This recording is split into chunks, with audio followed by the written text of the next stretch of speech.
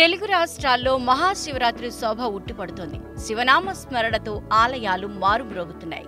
ముఖ్యంగా శ్రీశైలం, శ్రీకాళహస్తి, వేములవాడ, కీసర ఆలయాలకు భక్తులు పోటెత్తారు.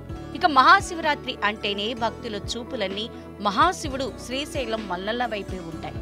మహాశివరాత్రి బ్రహ్మోత్సవాల వేళ మల్లన్న దర్శనం కోసం కాలినడకన వెళ్లే భక్తులతో కర్నూలు జిల్లాలోని నల్లమల్ల అటవీ ప్రాంతం శివనామ స్మరణతో మారుమ్రోగుతోంది.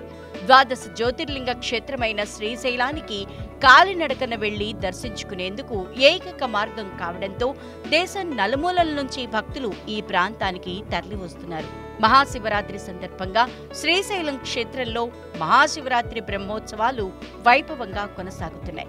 స్వామి అమ్మవార్ల దర్శనానికి తెల్లవారుజాము నుంచే భక్తులు క్యూ లైన్లలో బారులు తీరారు. దీంతో శివనామ స్మరణతో శ్రీశైలం ఆలయం మారుమ్రోగుతోంది. భక్తులు వేకువజాము నుంచి పాతాళ గంగలో పుణ్యస్నానాలాచరించి మొక్కులు తీర్చుకుంటున్నారు.